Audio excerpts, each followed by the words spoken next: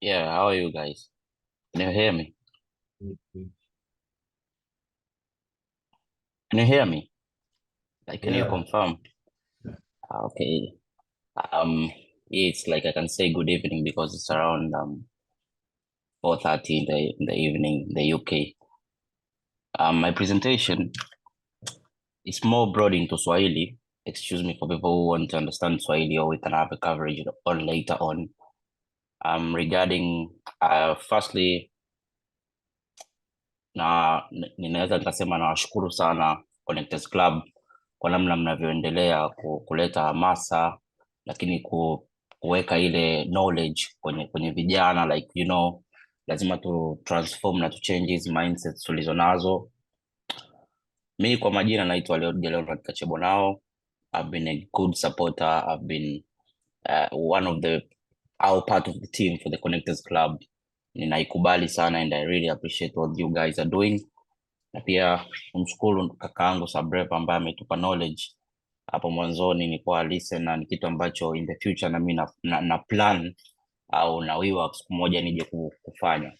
Actually mimi nitazungumzia juu ya kwenye small medium entrepreneurship. Napenda kuzungumzia hivyo kwa sababu vijana wengi bado hawajajikita kwenye biashara za mamilioni. Namshukuru Mungu pia nimebarikiwa. Nikikutana na mtu ambaye anataka tuzungumzie biashara za mamilioni, then we will talk about that issue. Nitajifunza, so kama nita apply, kwa sababu mimi najiona bado ni kwenye SME, bado ni kijana mdogo.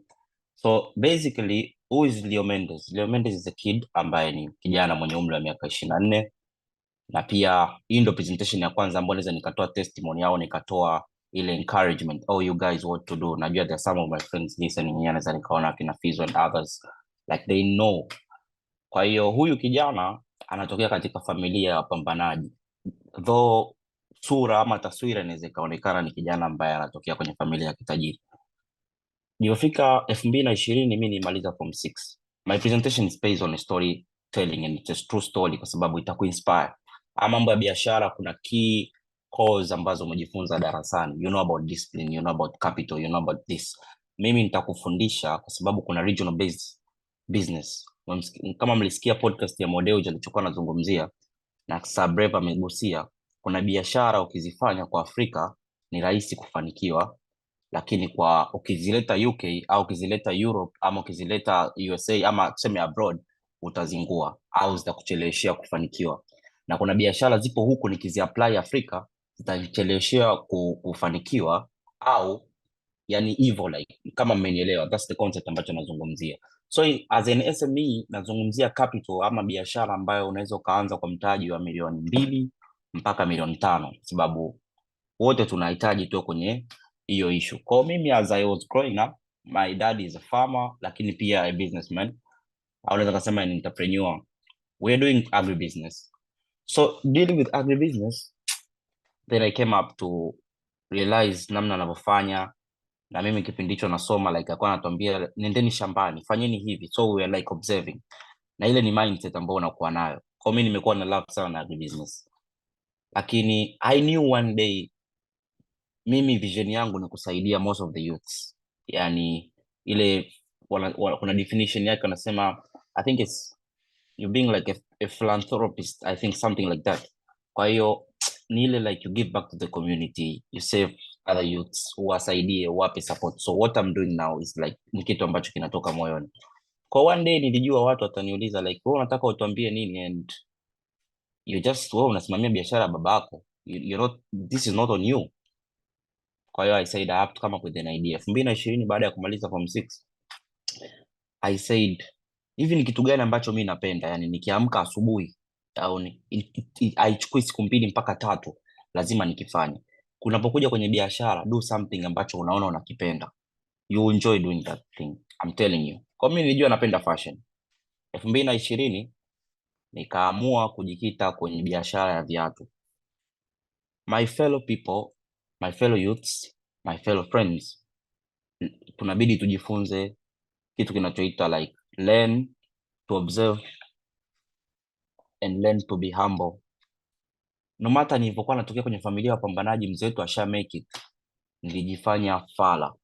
Na hapa hii technique, nilijifanya fala like nikachukua ile pride sijui na nini kwamba mimi kwetu ninaweza nikafanya hivi na hivi, nikaweka pembeni. Mi nigeuka muuza viatu, na hapo ndo nilipata influence. Watu wengi walikuwa wanijui mimi, nimekuwa popular mjini ama Dar es Salaam kwa sababu ya kuuza viatu before even into politics. Kwa anayekumbuka 2020 nilianza biashara. Let me tell you how I was learning. Kuna mshikaji wangu anaitwa Howardson, ana brand yake ya Gent Tools, alikuwa anafanya biashara ya viatu. Nikamfuata nikamwambia, brother, I need to learn from you. Sasa hapo ndo we have to pray, ndo inakuja faith. You have to let God make you meet the right people ambao watakuvusha into business. Unajua business tunaposema right people, kama mimi biashara yangu sasa hivi ina prosper kwa sababu Mungu amenikutanisha na watu sahihi. Hata kama ina prosper kwa udogo, lakini kwenye vision ambazo niliziona ndo inakoelekea. Biashara hizi tu ikatoka eti miaka miwili ushakuwa vunja bei. Hujui vunja bei amepitia magumu mangapi back then mpaka anakuja kutoboa. Is in his 30s and something, anaelekea 40s. There is a lot amepitia, lakini amekuja kupata umaarufu like miaka 9 labda iliyopita mfano, lakini ile miaka 10 kabla hiyo miaka 9 hujui amepitia nini. Kwa huyu Howardson nikasema au observe, yani take notes kwamba in business unabidi ufanye something that you love. Then sasa kama unaanza as an SME, mimi sitaki ni hiyo itakuwa lecture issue nyingine, au itakuwa ni issue ya kuzungumzia mambo mengine kama ni biashara kubwa. Leo I'm talking about SME, like a small medium entrepreneur. Ili uanze kwa especially nchi zetu like this region of VAC, lazima utafute watu wanaofanya ile biashara ambao una willing kuifanya, jifunze kupitia wao. Mimi nigeuka dalali. Kwa Hudson alikuwa analeta viatu, then I would take pictures, naenda kwake, I take the pictures, I build my own brand through the naweza kusema social media. Kwa hiyo nikaanzisha my own brand ambayo ni LGF. No matter ule mzigo haukuwa wa kwangu, lakini nikasema siweze nikaweka capital, sijui biashara inaendaje. Kwa hiyo Hudson akawa anauzia bei ya jumla, then mimi nikipost Instagram, sasa brand yangu ninawaaminisha wateja wangu kwamba hivi viatu ninavyo mimi, lakini in terms mimi ni dalali. Sasa bongo bongo kuna ile mindset, kinachotuharibu sisi ni mindset. Mtu yani mimi kesho nikawe dalali, yani neno dalali nitaonekana vipi? Sisi huku kuna watu tuna trade nao coffee, mtu ana ofisi yake Netherlands, yeye ni anajiita trader, yeye anafanya import and export. Yani mimi ni vigumu kwenda kulijua soko la Ujerumani, soko la Ufaransa, yeye yuko Uholanzi, lakini kahawa ya Tanzania, Rwanda, Kenya anaichukua, anaipack, yani anaistore pale Netherlands. Hao wazungu wenzie wanakuja kuchukua pale Netherlands. Kwa hiyo lakini yeye informality, yeye ni dalali, lakini wenzetu wamestructure biashara, is a trader. Kwa hiyo udalali uweke pembeni. So nikaamua nipambane. Howardson ananunua bei ya jumla, tena sometimes ananiuzia mali kauli, like naenda nauza. So then I understood the business. Sasa hapo nishapata experience. Kama una mark the notes, nimezungumzia kitu cha kwanza, unabidi kwamba wewe ujue kwamba ni kitu gani unachokipenda into business. Cha pili, kama ni SME ukitaka kustructure, lazima Mungu akusaidie akuongoze upate the right people. Cha tatu ni kwamba lazima ujifunze, yani uwe humble, ujifunze ile biashara inakwendaje. Sasa cha nne ndo tunakuja kwenye masuala ya experience. Sasa ushapata hayo mambo matatu nilozungumzia, unaanza experience kupitia huo udalali. I was like just a kid, kwa ile brand yangu na inakuwa. Mwenyezi Mungu mimi alichoni bless na ninachoshukuru ni masuala ya digital marketing. I'm good at it, na ndio kitu ambacho kimenifanya ni prosper. When you see my social media you understand. Hiyo nitakuja kusema next time. Ukiangalia how our company is growing na nini hivyo, our website very outstanding. Sasa kwenye masuala ya digital marketing ndo nikawa na push ile agenda masuala ya viatu, then nikaanza ninakutana na masuperstar, mwingine anakulilia like asifanye hivi. Sasa kwenye kubuild brand kunakuwa kuna matatizo, kwenye kubuild brand kunakuwa kuna sacrifice, kuna mambo mengi yanatokea. Nitapa hii formality. Mimi nianza biashara mwezi wa 12, kwenye mwezi wa 3 ndo nikaagiza mzigo wangu wa kwanza kutoka China. Like hapo basi nishajifunza biashara, nikaingia Alibaba, nikasearch, nikafanya nini, nikaingia na ule mchina hadi WeChat, then hivyo that's hustling, utakuwa creative as unavyokwenda. Nikaenda pale nikachukua the details na nini, nikaenda nikaangalia kweli mchina kanyooka, ameniambia 1 2 3, nikafanya payment yangu ya kwanza. Mimi mara ya kwanza kabisa mimi nitawachekesheni, niliingiza pea 10 kupitia Howard. Yani hapo ndo unajiona kama umeimport. Hapo kwenye nimepigwa. pair 10. Sitawaambia the price na nini na nini. Hivi nitakuja kuviweka like, ni kama confidentiality, lakini siku moja nitakuja kurelease nikiandaa ile concept nzuri yenyewe like a story ambayo ni base story na inafundisha watu entrepreneurship. Nilipoandaa zile pair 10, kuna video ambayo nitamani ni preview hapa. Sema basi tu nitaitafuta next time, labda nitaipost on my stories. Nikaenda Wasafi bwana, nikasema like nataka nifanye promotions. Ndio unapokuambia kwenye sacrifice. Nilipoenda Wasafi pale ofisini, nikakutana sasa na kina Romy Jones, kina Leromi na nini. Sasa mimi vitu alina kwenda sasa, ndio entrepreneurship target yangu mimi. Nikasema Mwenyezi Mungu, mimi na sacrifice hivi viatu, lakini hao jamaa kweli wafanye kwa. Sasa jamaa nikaa najua basi nitarudisha ile buying price. You can't imagine what these guys did. Anakwambia bwana, mimi nitakupostia like I want it for free. Najua hata Sabreva amekutana nazo hizo. Master wanataka hiyo, yani kwamba si tufanye hivi au mimi nitachukua for free, then I'll do for you promotions and everything. Ni sacrifice viatu 6. Sitaki kumention watu waliochukua pale, lakini if these guys watu kama ni follow, moja nitakuja kutoa. Kwa in that 10, hizo 10 shows I lost 6, ni lose 6. Then nikabaki na 4. Lakini a good lesson is that kwenye biashara ndo tunaenda unachukua notes. Sasa inakuja ushapata experience, umechukua capital, umeinject na umeimport viatu vyako mwenyewe au biashara products zako mwenyewe. Unapokuja kwenye promotions zina sacrifice. Msiona watu wanatumia kina Mwijaku, akina Babalevo, watu kama Silent Ocean na nini na nini. Hao watu washakuwa wakubwa, lakini wafanyabiashara wadogo, unamwona kuna jamaa anampa Doto Magari pesa, Doto Magari afanye kama anakula chakula chake, tosa promotions na watu wanapambana. Yule atampa chakula bure Doto Magari, lakini kuna wateja watakuja kununua chakula ambao ni influence through Doto Magari au influence through Babalevo. So pitch mi brand yangu ilianza kuprosper. Huku nje najitia utaita. Sasa hapo ndo ustahimilivu. Najitia utaita kama vile hela ipo. Kumbe nimepoteza viatu 6. Mtu akiniuliza Diamond alikulipa? Na Romy Jones alikulipa? Yeah, they pay well 1 2 3. Sasa ustahimilivu into business, it's kwamba hawa jamaa wamenilipa indirect. Na you have to be smart. Ni nani ambaye unafanya naye promotion? Huyu kweli atakupa insights za product yako? Yani utaona kuna insights. Unaweza ukampa mtu ambaye sio sahihi wa ile biashara. Then from there kina Juma Lokole, no matter their name is whatsoever, lakini kikubwa ninachojua kuna watu wanamwangalia, leo ataniletea wateja. Kwa nikafanya promotions na nini, ndo biashara ikawa inakuwa. Sasa ikishakuwa biashara na promotions, kitu ambacho kikubwa kwenye sisi SMEs waga tunasahau ni ile customer relationship, mahusiano yako na wateja. I was very humble. Ninajua kabisa yani hivi na hivi. Mimi nimepata washikaji wengi through delivering ya viatu. Kuna muda nikaweka ile free delivery and mimi mwenyewe nilikuwa na post kwenye stories zangu za Instagram kwamba nakufikishia mimi mwenyewe. Kwa kuna watu wakawa wanapenda like yule dogo tufanye hivi tumsupport. Kwa hiyo sometimes zoko ukajiona umefanikiwa umetengeneza kama milioni 2, milioni 1, you just settled. Hata kuletea bodaboda. Yule mtu ataletewa na bodaboda. Je, umefanya naye mahusiano? Is there customer relationship? Mimi 80% ya wateja wangu nilikuwa nawafahamu. Isipokuwa tu wa mikoani. Na wa mikoani tulikuwa tunaseviana, anajua status yangu, nimemsave jina lake mteja, labda nimkumbuke LGF Singida. Nili sentence refu, lakini akinitumia message nitakumbuka, akinipigia simu nitakumbuka, kwa sababu tunasahau, tunakutana na watu wengi. Kwa ile customer relationship, wale watu wanakusemea kwa watu wengine.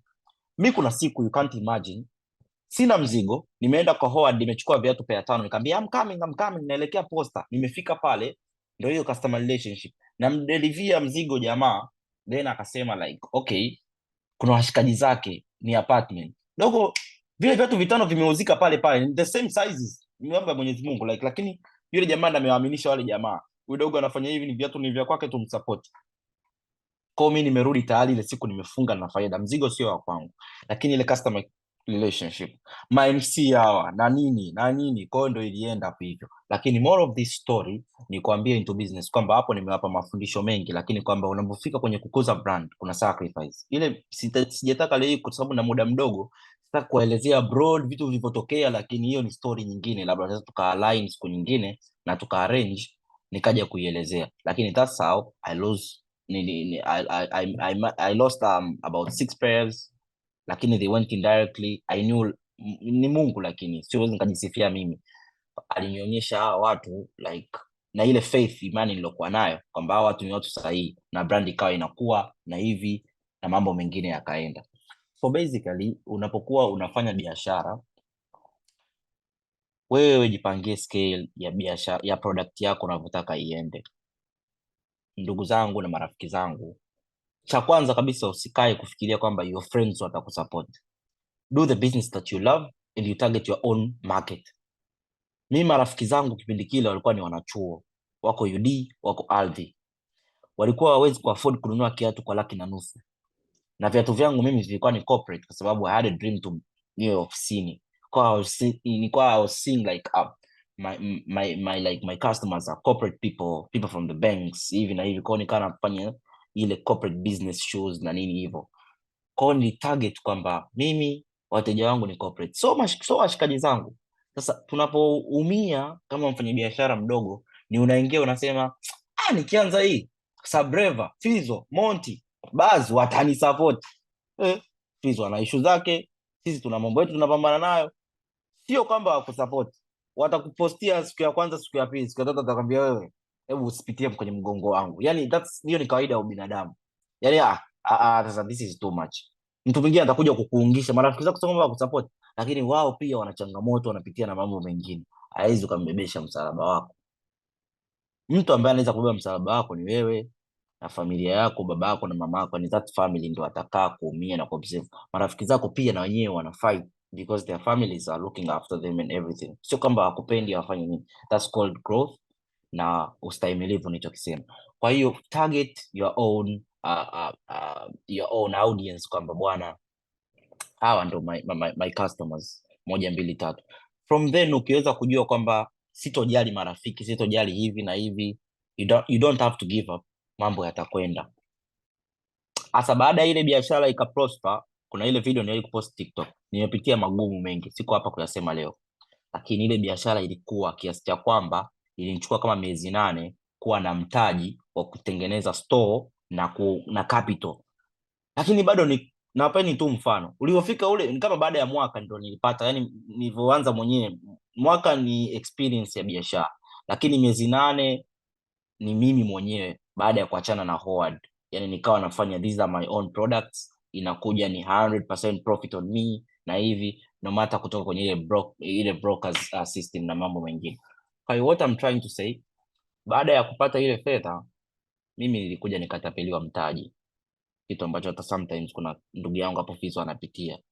Leo nikitamani ni preview madocuments ya Ostabei na nini, it's very stressful. Into business utakutana nazo hizi, people don't say it out. Unaweza ukatapeliwa, unaweza ukafika muda ukajiona we ni mjinga, ukajiona like hii hela bora ningeenda Elements nikatumbua pesa hii, yani like huu ni ujinga gani, yani ukajiona like I say I've lost a lot of money here. Lakini that comes into business haiendagi hivi always, it has ups and downs. Ups and downs kama nilizoelezea, kuna muda you have to kujifunza, yani kikubwa ni kwamba you don't have to give up. Mimi naweza nikasema ni part of vijana wadogo wachache ambao nina record, ambao sio kwamba unajisifia, ninawaambia leo kwa sababu ya ustahimilivu. What's the record? Mwezi wa 9 tarehe 1 2021, I do remember, aliingia mkataba, yaani contract na pale frame za Sinza kwa Remi. Sawa, pale frame nilikuwa nalipa 800,000 kwa mwezi. Ndio hiyo sasa nimeshapata ile faida, then niliinject ile capital pale, nikasema this is my shop. People who know me, the shop ilikuwa imekamilika, the interior designing and everything. Nilikuja kutapeliwa mtaji. Imagine mtaji ulinitoa kwenye reli, hasikufiche mtu. Yani ukolipa ile kodi 800,000 kwa miezi 6 is 4.8, then unafanya interior designing ni almost kama 4 million, kuweka na mabango na vile nini, you know, hivyo. Kwa bango liko nje, bango liko ndani and everything. Biashara ni inaonekana like huyu anakuja kumalizia, bado finishing. Imagine mtu anakuja kunitapeli mtaji, na mtaji wangu mimi kwa 5 million, na hiyo hela sijai kutoa kwa outsource, yuko kwenye biashara vingine nilivyokuwa nafanya pembeni. Mimi na principal moja, biashara hii itajiendesha yenyewe, ife ijione inakufa, unless nione like I wanna rescue it, iko chini kabisa. Ndio maana kuna watu wanashindwa kuchanganya. Mtu ananiambia Mendez, sasa hivi uko ofisini, si biashara yako ya viatu imeenda 1 2 3. Hiyo nitakuja kuzungumzia the next day. So what happened, kwamba kwenye business kuna ups and downs. Nilitapeliwa mtaji, nilizunguka na ile jamaa polisi na nini, amekuja kunilipa, it's late. Unajua our systems work, Unapopambana na mtu kesi, kuna watu utawalipa, utafanya nini? Kwa ule mtaji ni kama unaugawanya nusu, ukija ku take over, hata ukisema unazidisha hela, ile your time is not payable. The time of your product kurudi tena sokoni sio rahisi ku catch up. Ni watu wachache ambao wanakuja wana catch up. Kwa siku give up, lakini it took me miaka miwili. Mwaka jana 2023 mnamo ulikuwa mwezi wa 9 kuja wa 10 nikafungua lile duka. Imagine 2 years unalipa rent. Mimi pale majirani zangu wameniita Freemason, wamefanya kila aina ya kitu, lakini nilishikilia kwamba bwana, hii hela na inject kwenye politics, siwezi nikarudi huko. Hiyo ni discipline, kwamba yani nitoe hapa, ninajua naenda safari Dubai kufanya agribusiness 1 2 3, nitoe hii hela niingize kwenye biashara ya viatu. No, nasema like Mwenyezi Mungu atanipa hela nyingine, hebu ngoja kwanza hii nikaifanyia effectively ili izalishe nije kukomboa huko. Lakini kitu ambacho sitokuja kusahau ni kutokukata tamaa. Yani mimi nilisema sikati tamaa. Marafiki zangu walisema, watu waliniona dogo akishua anatumia hela vibaya. Everybody, mtu atasema kwa ndana, yani sisi binadamu, mtu atakuja ajue mpe tu heading. Lakini my friends, sikukata tamaa. It took me 2 years. I'm paying rent there na sikukata tamaa. Na hii biashara ni biashara yangu. Nyumbani kwetu they are not supportive at all, kwa sababu my dad always he was preaching, anataka sisi tusimamie biashara zake, twende chini ya, you know how hata sisi tukija kuwa watu wazima, hata Sabreva au nani akija kupata mtoto, ukishatengeneza ile wealthy, unajua there is a business after is wealth kabisa, unaona like now biashara imekwenda, do or die, things are going on smooth. So I have people to come and observe who will have passion with the business, lakini pia who will be like fully concerned of this business, ambao ni watoto wako, ndugu zako watakula hela, watakimbia na nini.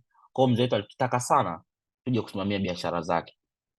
Mimi nilikuwa najua this day will come. Leo nimeongea na Connectors Club, lakini there is a day I'll talk to a million of youths in Tanzania. I'll talk to thousands of people trying to tell them no matter I had a family, kwa kuna hii family business that was waiting for me. Mtu anaweza akachanganya, lakini ninakupa hii basic story. Waliokuwepo kwa ule muda mjini wananiona nafanya delivery, napambana mwenyewe, nimenusurika ajali za bodaboda, mambo mengi pale Makumbusho. Watu wamenishangaa kama mara mbili, like dada nataka kuwagonga in something like that. Kwa hiyo kikubwa ni kwamba I knew there is a day will come, watu wataniuliza like, wewe unatuambia nini kwenye biashara? Sasa mimi ninachokwambia ni kwamba don't give up. Unaweza kuwa unafanya biashara yako, na hapo ninachotaka kukwambia ni kwamba mimi niliweza, no matter what niliweza, kwa sababu my vision ilikuwa ni kwamba hivi naweza nikaanzisha brand yangu ikaja kucompete na other brands Tanzania. Nilikuwa kijana mdogo na umri wa miaka 20 by then. Nilipambana mwaka mmoja na nusu. Ukizungumzia wauzaji wa viatu au very popular kwenye bespoke zote, ukienda kwa mtani nishafanya naye kazi na Jux na kina nani hivyo ndo kwanza una connect na watu pia. Nimesahau kuambia, kuna biashara ukifanya you connect with people na wanaku leverage up. Kufanya na kina Mario, with Diamond, with other superstars na nini hivyo, watu wa fashion, watu wa designings, ma MC, viongozi, yani every type of people nilifanya nao biashara. Kwa hiyo ni kwamba you don't have to give up, yani no matter what. Na nimewaonyesheni, sio kama naongea tu, nime experience 2 years paying rent no matter what. Sasa kwenye hizo 2 years niulize nilikuwa nalipaje rent, kwa sababu walikuwa wananijua mimi. Imefika muda nobody knows about this, na mimi nawaambia ninyi, labda washikaji zangu wa karibu wanakumbuka, ilikuwa ni birthday ya mshikaji wangu anaitwa Yoni. Mimi asubuhi yake imebidi niuze simu yangu, nilikuwa natumia 12 Pro Max, sawa. Nilikuwa ndo rent inakaribia kulipiwa, kwao nimekimbia kwamba inabidi ni secure my rent. Kwa hiyo I had to sell my phone. Nikapata jamaa mmoja akanisaidia iPhone 6 Plus yake, yani natoka 12 Pro Max hadi iPhone 6 Plus. Lakini ninajua hapa nitapambana, nitasingizia hiki, nitamwambia sijui hivyo, utamlilia nani, utapambana hivyo, utachukua mikopo, nitarudi hivyo. Kwa hiyo kuna mshikaji wangu mmoja akaniona, akaniambia, baba, kwenye masuala ya simu ukisharudi nyuma waga urudi mbele tena. Unajua tena kuna zile like sisi tunakatishana tamaa. Yani kama leo hii ulikuwa unaendesha range, mtu akutane na wewe una crown, alafu mwambie unajua matatizo ya maisha, anamwambia baba, unadhani unaweza ukarudi nyuma ukapiga comeback? Hamna kitu kama hicho. Kwa hiyo nimepitia, yani kwamba watu watakusema, watu watakukatisha tamaa, people watasema, yani they will say until they will say. lakini kikubwa wewe usi lose focus yako. Una mission yako na vision zako, pambana nazo. Vision yako unaiona wewe peke yako, mimi sioni, baba yako haioni, nobody will see your vision. Wewe ukienda kulala, ukiamka, you're the one who will see your vision. You're the one who will know like my business nitaifanya hivi, nitaifanya hivi, nitaifanya hivi. Na usiogope mtu mwenzio kukopi biashara yako, lakini ogopa mtu kukopi methodology yako. Yani wewe methodology yako is secure. Ndio maana Dubai, sijui hata Kariakoo wanauza vitenge hapa, frames zimejipanga, wako labda 50 wanazungukana, wanauza nguo wako 100, lakini kila mtu ana methodology yake. Hata kama wakiscale price margin sawa, lakini methodology ni tofauti, customer experience ni tofauti. Everybody, yani you have to secure that into entrepreneurship. Your methodology usiattach na mtu, yani hata mtu wako wa pembeni asijue methodology yako, mwache tu aseme nataka nifanye biashara kama Sabreva na mimi nitaenda kutoa lecture ya elimu ya masuala ya forex na nini na nini, lakini methodology ya Sabreva hakuna mtu ambaye yeye anabidi asi outsource kwa watu wengine. Anaijua yeye na ubongo wake, yeye na imani yake na vision alionayo yeye. Hata akija kunielezea mimi vipi, mimi ni kazi yangu ni moja, binadamu tulivyo, asilimia kubwa, don't quote me, usinikoti vibaya. Babu, hii biashara haina kitu kwa Tanzania, utaenda utapambana, there is nothing you'll do, achana nayo, fanya hivi au hivi, hapo utopata watu, you know. Kwa hiyo don't give up, focus na uendelee kupambana wewe mwenyewe. Kwa moral of the story, ndio hiyo story yangu ya entrepreneurship. Leo nilikuwa nataka ni sketch on SMEs, nimechukua dakika nyingi, lakini what I wanted to tell you guys ni kwamba nimekupitisha kwenye ile scale, na kama umenote umejua vitu vyote. Kijana yoyote, before unachukua capital yako kuingia kwenye biashara, you have to learn through wale watu ambao wana experience. Jitahidi, ndio maana watu wengi kwenye hata kazi, you know, hata kazi kama UK huko au wapi, wanatamani wapate mtu ambaye ana experience. Ndio maana wanasema miaka 3 ya degree yako, you have to take 2 years you study, then you take 1 year for placement. Wanashauri hivyo placement, yani uende ukafanye kazi huko, ndo kama sisi Tanzania tunavyosema field, lakini unajua field watu wanavyoichukulia field, unapewa kikombe ukafanya hivi, huku unafanya kazi kweli. Yani mimi nasomea labda HR, ukienda kufanya internship sehemu unakuwa assistant wa HR ama unakuwa unafanya hivi whatsoever, ulipwi, lakini utafanya kazi na majukumu kama HR, uta observe the reports. Kwa hiyo kama notion au knowledge ipo huku, kwa nini usiapply kwenye biashara? Na biashara kama nilivyoambia, fanya kitu unachokipenda. Kwa hiyo wewe ukienda kufanya biashara, unajua bana, niwape tu mfano mdogo, mtu anafanya biashara ya simu, yupo Makumbusho, wewe mwambie like uwe mtu wake baba wa online, au usimwambie, mwambie mimi nafungua brand yangu hivi na hivi, mimi nitakuwa nauza online, mpate makubaliano, muelewane, then you can start working up. Unafanya hivi, unafanya hivi, unafanya hivi, kudistribute na nini, ndio hizo value chain. Go from there, unaweza ukaendelea na ukaprosper.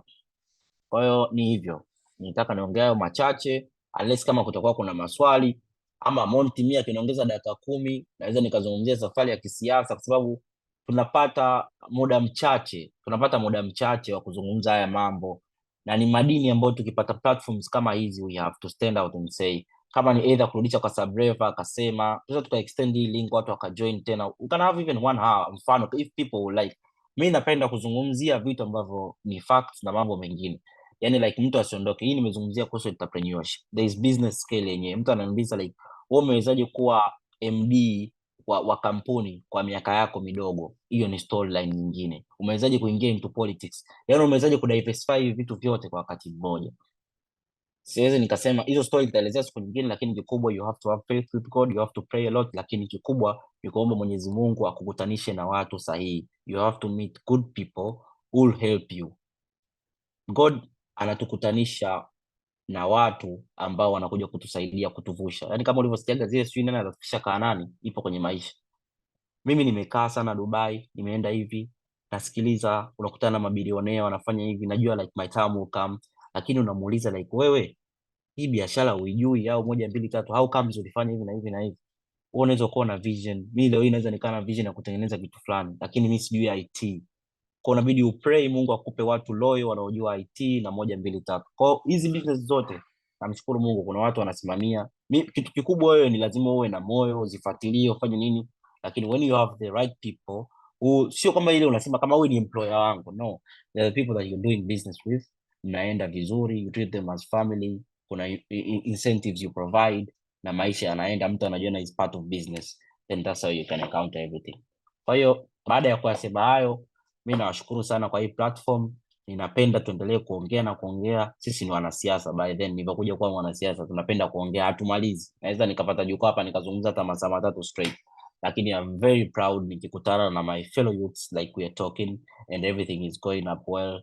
Kwa hiyo I really appreciate you guys, thank you for everything. Nakushukuruni sana Connectors Club, nina appreciate big time, thank you. Labda mwenye maswali na nini tutazungumza hapo baadaye. There's some people here still want to hear the story about the politics side. Naam, watu Mendez umewashika bana, wanataka uendelee kidogo, wape brief story ya politics, tusiingie too deep bana, tunajua how it goes, inakuwa ni ndefu, lakini tungewapa kidogo some insights because hawatakuja kusikia hii sehemu nyingine mpaka kuja kufanya ile nini, na they'd wish to say sisi tulimsikiliza Mendez journey yake ya entrepreneurship na politics. So mimi ningeomba nakupa ruhusa bana, maana tumefurahi sana hapa watu tulikuwa nakiongea, kwa sisi naomba tu uendelee kidogo, utupe some insights kwenye upande wa politicians. Wanaweza kutapa people want to be entrepreneurs but they also want to be politicians at some point. Kwa mimi naomba wape kidogo a brief of how you got into it.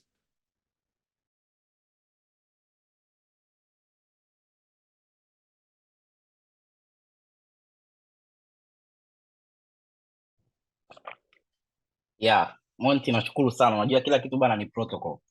Sisi viongozi tumejifunza kupata protocol na tumepikwa, tumeokwa vizuri. Kwa hiyo ikitokea kuna kitu cha protocol, basi mimi nitaomba utaratibu, na ninashukuru kwa kunipa nafasi. Tunapozungumzia into politics, mimi nimefurahi sana na Sabreve inabidi atupe maoni, mimi mwenyewe pia nitafurahi.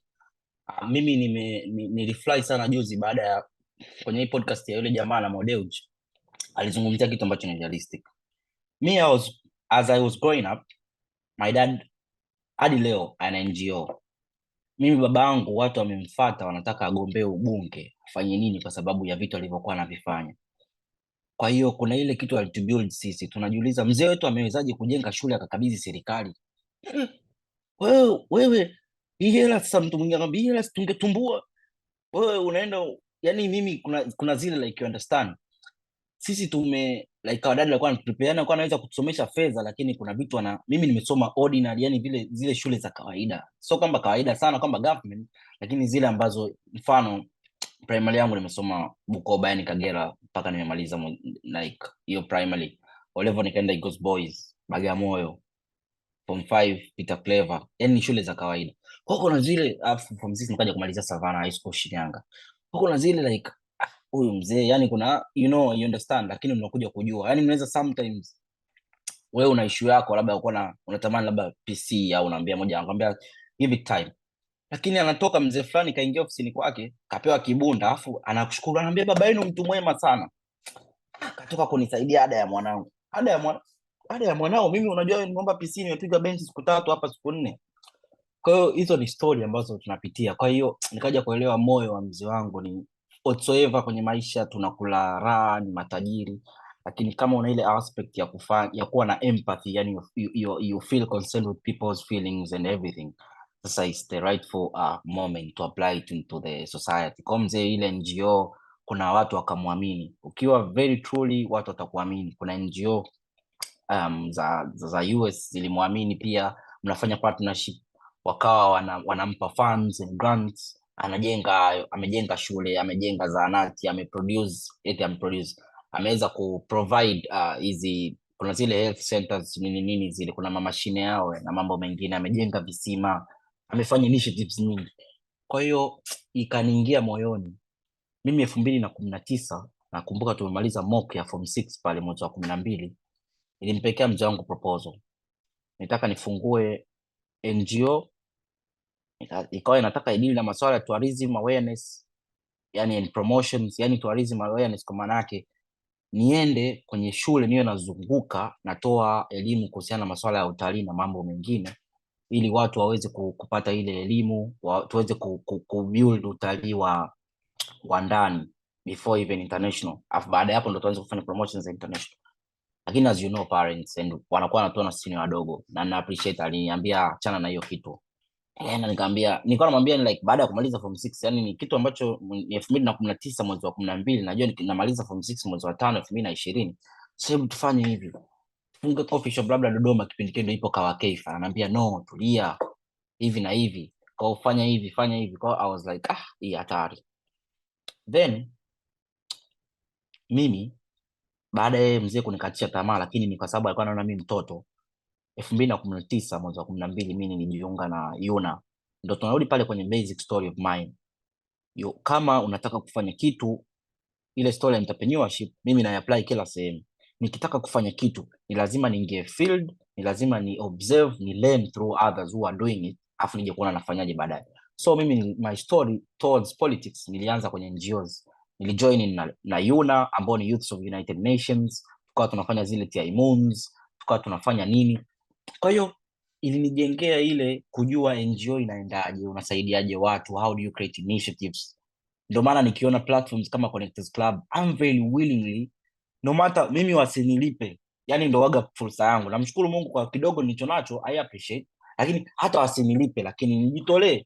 Hapa sitokuwa lofa, nitajifunza, nitaconnect na watu, nitaheshimika. Hivyo hivyo nilivyokuwa Yuna, nimejenga marafiki wengi, wakawa wananipa moyo. And that's when nikakutana na rafiki yangu anaitwa Philemon. Yeye ndo co-founder wangu wa NGO yangu ya Dreams Defender organization. Imedorola kidogo kwa sababu naipa time nikimaliza chuo nirudi kufanya kazi. Kwa hiyo ndo tukaanzisha ile kwamba tukawa tuna initiative ya masuala ya tourism, like we take people to hizo Ngorongoro na nini kwenye masuala ya World Tourism Day, lakini pia tunapita kwenye mashule kutoa elimu. Hiyo ni story nyingine, na hapa connection ya tulivyo connect kutoka kwenye NGO kuja kwenye politics. Kwa hiyo tunavyokuwa sasa, mimi tokea nikiwa mdogo, shule zote nilizosoma nimeheshimika na nimekuwa kiongozi. Mpaka nilipokuja form 6 ndo mimi sijawa kiongozi, lakini shule zote ambazo nimesoma mimi nimekuwa kiongozi na nimeacha alama. Sitaki kusema what I did in Peter Clever or sijui Eagles sijui nini, lakini no matter if I was given this platform I will do, you understand. Kwa ilivyofika kwenye ile unakuwa na passion ya leadership, lakini sasa unavyokuwa na passion ya leadership, changamoto ni moja. Unavyokuja kwenye maisha ya real life, unaweza kuwa unapenda uongozi, unavyokuja kwenye real life you have to choose a well organized political party that you do understand its ideologies and you're well concerned with it and you want to support that political party. Kwa hiyo sikwambii wewe which political party to go through, lakini mimi niliamini CCM because like haya ni maisha yangu. Nasoma like kila siku, hivi vitabu vipo, yani ningeonyeshea hapa, like nasoma kanuni, nasoma ilani yao utekelezaji. So I like okay, no matter watu nje walikuwa wanasema nini, lakini nilipitia baadhi ya hizi ilani na za uchaguzi za vyama vingine and I said like this is the political party I want to go through. No matter my dad ambaye kulikuwa namuona navaa mashati ya kijani aliniinspire back in the days, lakini nilikuwa sijafika ile kujua kwamba in order kuingia kuwa kiongozi kwenye jamii unabidi uwe na political party. Kwa hiyo into politics 2020, sasa nimemaliza form 6, sasa tunaanza mwaka wa kwanza. Mimi niliapply chuo UK Portsmouth, ambao ndo nipo sasa hivi namalizia degree yangu. Kwa hiyo washikaji zangu pale walikuwa UD na Alvi. Ile namalizia mimi visa application yangu 2020, tunavyokumbuka COVID na corona, UK walipiga lockdown. Kwa hiyo nilishindwa kuja chuo. Kwa what I did, nikabaki Dar, nikapanga apartment, nikawa napambana na maisha. Naenda kwenye discussions, naenda na washikaji nini, wanakuambia tunasoma online hapo. Vio vyote vya Europe, nadhani dunia nzima, hata India. Nakumbuka Fizo walikuwa wanasoma online, watu wengine wali strengthen online studies. Kwa hiyo what I did, kukawa kuna hii mikutano ya hadhara. Kwanza nikajua 1 2 3 mikutano ya hadhara ni hizi za vijana. Sasa kwamba wanakuwa na kwenye tawi la chama husika kunakuwa kuna like youth engagement programs na mambo mengine. So mimi kama mliona jana nimempost Samir, kuna picha yetu ya 2020 tulikuwa tumevaa mashati ya CCM. Then I went there and I started listening, what are these guys doing? I want to listen, I want to know. Kwa hiyo unaona vijana wenzako una network nao. Sasa hapo ndo nakwambia kwamba nilikuwa na moyo wa NGO, nina moyo wa kusaidia watu. Yaani no matter kwa kikubwa nilicho nacho. Hicho ni kitu ambacho nimerithi kwa babangu, siwezi kukataa. Kuna vitu unarithi, kuna vitu haurithi. Na kuna vitu haurithi kama baba yako anakuambia rithi it. Kuna vitu ni indirect unakuja unarithi kwa sababu umepitishwa kwenye ule mstari. Yani your dad akiwa pastor, kuna vitu utapitia, yani wewe mwenyewe utajikuta wewe sio mchungaji lakini unaijua Biblia, unajua hivi, hata watu wakija kukangaruka kwa sababu ya adolescent stage and everything, lakini kuna vitu utavipitia. Kwa hiyo mimi nipitia ile ya kwamba I'm accountable kwa kijijini kwetu, kwa pale our region, like I can do, nina kitu ambacho naweza nikafanya kama impact. Then baadaye unabidi urealize kama kiongozi ni watu wachache, na kama mtu ameangalia, kuna hii movie inaitwaje ile ya Tommy Shelby, inaitwaje nani, nikumbushe jina. Umemute. Yeah, exactly, Peaky Blinders, thank you. Ukiangalia, mimi napenda kuobserve movie ambazo kidogo zina connect, yani mtu unaona like hichi kitu ni uhalisia. Ukiangalia Peaky Blinders ndio unakuja kurealize pale Tommy Shelby alisema I wanna be like these politicians ambao they are unique and different kuliko ile perception ya watu. So we are trying to be there, you understand? Kwa sababu kwa nchi za Kiafrika ukisema you're a politician unachukuliwa ni mtu hasi, unachukuliwa ni mwizi, unachukuliwa ni fisadi. Lakini we are the youth ambao tunaenda ku change this notion, you understand? Ukija kama huku sisi siasa yetu miaka 20 na kuendelea, and kukot kitu, mtu anaweza kusema mimi I'm not into politics. Like, let me tell you, your life is politics. Politics is your life. Your life is politics. Whatever you do every day, unavyoamka ni siasa, kwa sababu kama hizi zitatokea macases, sijui sukari, sijui political stability, sijui nini na nini, it's all in politics. So ni kitu ambacho we pass through it in our daily life. Kiangalia nchi zoendelea kama huku, kija UK wapi, yani wanaambizana makavu. Bado sasa tujafikia huko, lakini yeye going there. Yani ukizingua siku moja watu wanakuambia bana, Prime Minister, you failed us 1 2 3. Kutakuwa mna si maswala ya kutishiana hichi, kutakuwa mna hiki na hiki. Kwa hiyo like nikasema I want to be like this type of politician, 1 2 3. Lakini mimi kwa sababu nilikuwa 2020 nisha attend zile mikutano ya vijana na nini, sio kiongozi mind you. Mimi nilijiona ni kiongozi labda kuanzia 2030 na kuendelea, lakini Mwenyezi Mungu akampendeza nikaa kiongozi 2022. Sasa ile kujiconnect na watu, kutulia, unajifunza, unakuwa just be humble. Yani nikienda kwenye vile vikao na kaa backbencher. Sasa muda wa kutoka ndo mtu anasema yule jamaa ana gari au yule jamaa ana hivi. Hivyo jamaa si tunamwonaga Instagram, mimi nafanya NGO. Lakini sasa ndo tuna connect pale na nini.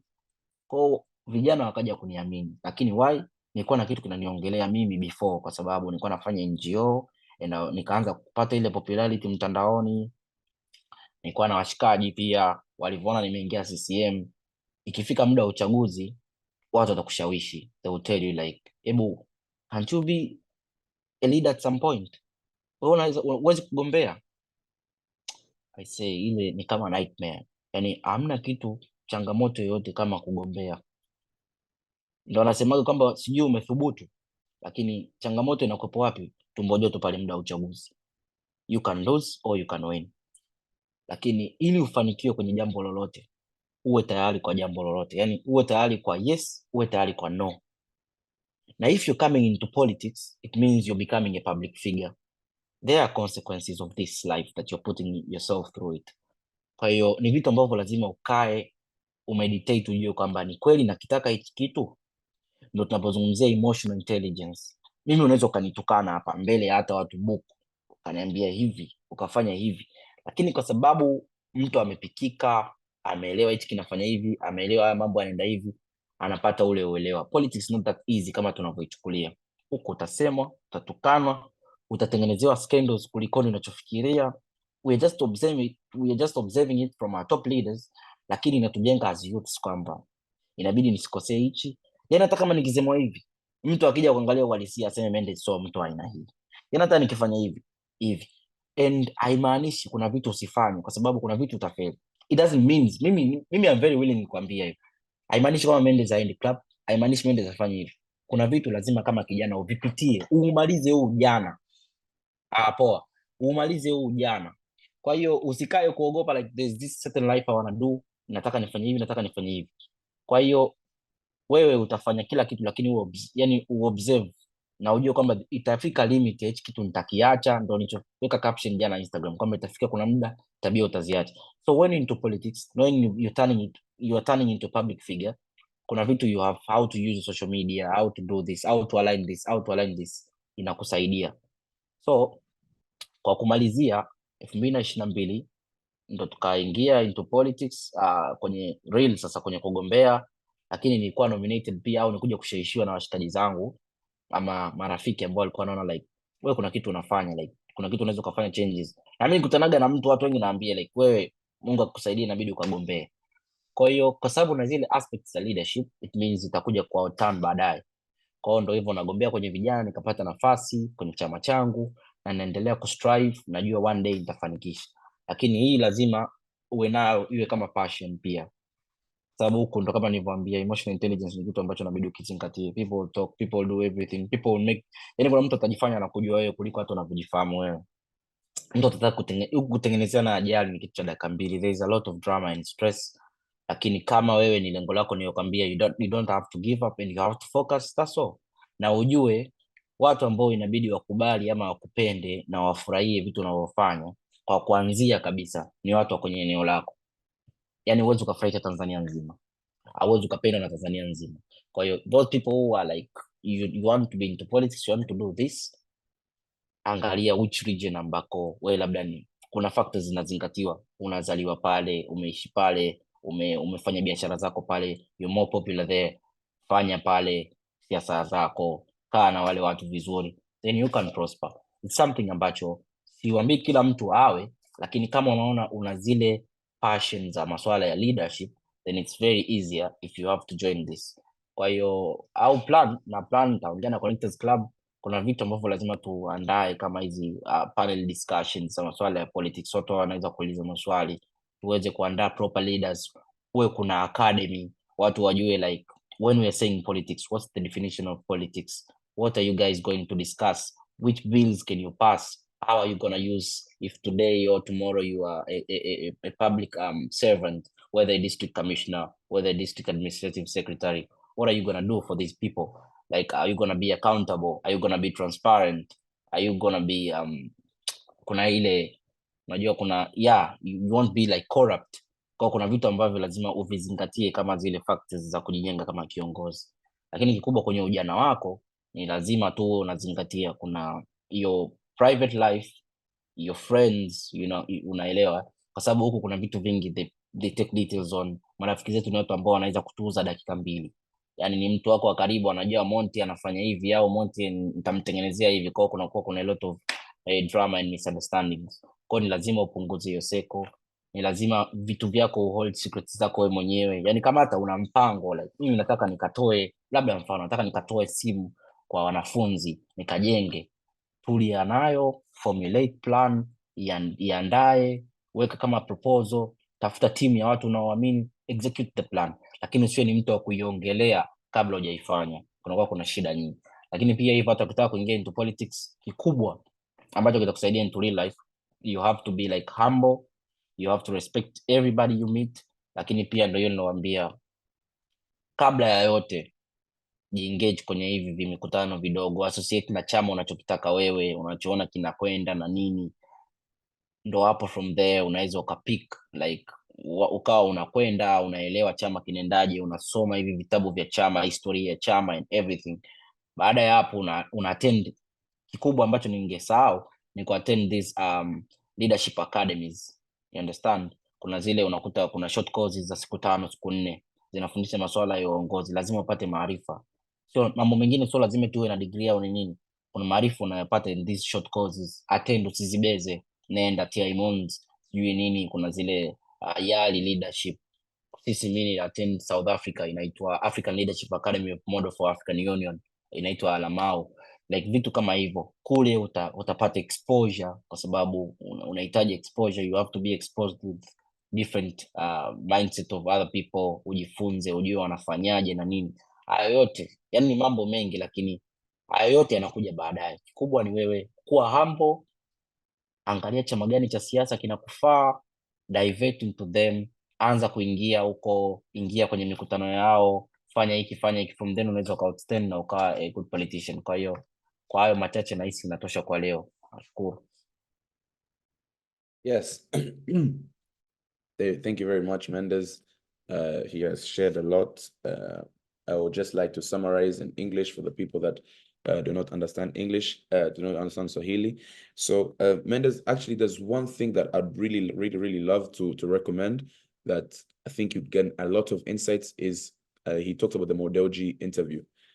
A lot of close people of my friends, I've told them to go watch that interview. A lot of people have recommended it to me. A lot of people have said, go watch. A lot of people, they are retweeting it. It's because it is a very much insightful interview. He talks about what he does. Some people, the thing is, some people could be demotivated just to watch that, saying, "Oh, this guy's too rich, I can't get there." No, like, to be honest, he says a lot of things where you can take notes. Mendes talked about things he taken notes from. I personally took notes for things. Like, I took notes things he said yesterday. I was talking to Eddie here. We were talking about things he does. We're like, oh wow, he does a lot of things. We should show, like, we were just thinking, brainstorming how we could get into it too, how to get into it, because end of the day, you have to learn from other people. And he is actually 48. He's 44. I'm sorry about the age, but he's in his mid-40s. So it took a lot of time for him to get where he is. And we're all here. We're all young. We all want to establish something. So go watch that interview. I'm pretty sure it's going to be very much helpful. As Mendez was saying, in Africa, there's a lot of things that will be easy to succeed. But from one thing that also Modelji was talking about, is said, for you to succeed as an entrepreneur, go where the problem is. Try solve a problem. So look at the society. Look at what people are spending their money on, because honestly speaking, the GDP is low. He was saying that it's $1,200. That's $100 per month, which is very much low. And $70 goes to food. So ask yourself, where does the $30 go? Or if you want to get into agriculture, into food, then you can see how to target these consumers. How can I make it beneficial? Because you don't want to introduce something that no one around you is buying it from. But also, I would like to. He talked about being to observe and to be humble. You know, a lot of us try to just speak, and we don't like. For example, some people, I know a lot of people that you go somewhere, you just want to talk. You don't want to be humble, but you don't know who you're talking to. You never know who you're talking to. You could be if you wanted to be not be humble. So the other person you're talking to could be way richer than you, has more knowledge than you, but you're just there, wanataka kuongea tu, which is sometimes just be silent and take notes. Also, people did not know about Mendez's story, and he shared a lot of it. As I knew some part of it, but today he gave me a much more insight about Mendez, and I'm sure there's more to it because now he runs his clearing and forwarding company. There's a lot more to it. So another day, hopefully we'll make another webinar just targeted to entrepreneurs. Maybe one day about Breva, about investment advisories. One day about Mendez and his just whole journey, because I know a lot of people are interested. Oh yeah, there's a webinar that has been created. Sorry, there's a poll that has been created. You guys, as of right now, what do you guys think? Do you guys think we should create another webinar? Oh, the answer is yeah. This is just the middle, because we still have Fizzle to listen to, and we still have a workshop to go through in brief so that everyone can know. Oh.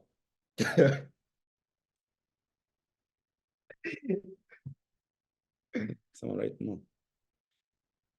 Yeah. Well, I can see a lot of yeses, so I'm pretty sure, Eddie, we need to organize another webinar. Yeah.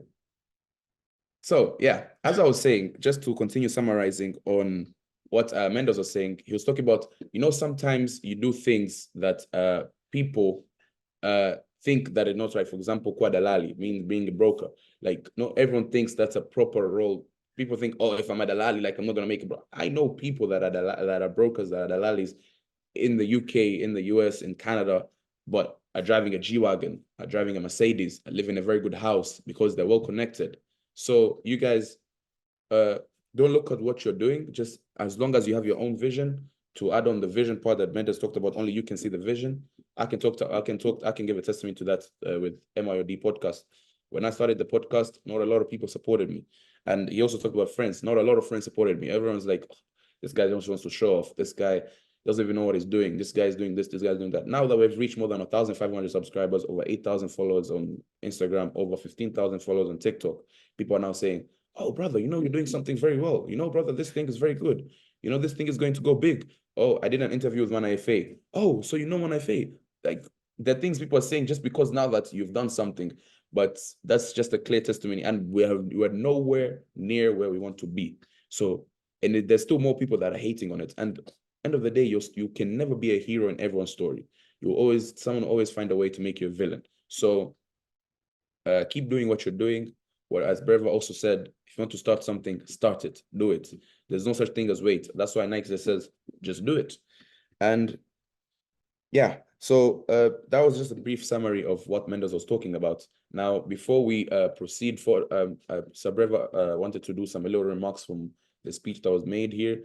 May Fizo also prepare himself. I would also like to note again, saying if anyone wants to join a community where we talk, we interact more, and as I said, we want to narrow it down to people who only want to interact, because we have over 210 subscribers, but not everyone interacts. So we wanted to make it just for people who interact. I'm going to paste it again. I'm going to paste the link again here so that people can join. And I can see people here said they came late. For the people that also came late, we have announced that we have a new event coming up. VUCI will be coming to Tanzania with, hopefully when everything goes well. If anyone wants to join our team, in the sales team, you can DM our Connectors Club page, and we shall connect more, and we shall see how you can join our team. I would also earn commissions with what we are going to be doing. If you do not know VUCI, may you please go search up VUCI, because he is a very big figure in the public speaking industry. Now, Breva, may you give your remarks, and then Fizo, you will join and you will have 5 to 10 minutes. Talk about, as you said, brother, you're facing challenges. So I would like for you to tell these people, to tell everyone, to tell me, to tell Eddie, that businesses, being an entrepreneur is not always sunshine. You know, everyone's gonna be sun. It's gonna be dark sometimes. There's no light. So hopefully you guys take notes from what happened to our brother. Yes, Brev.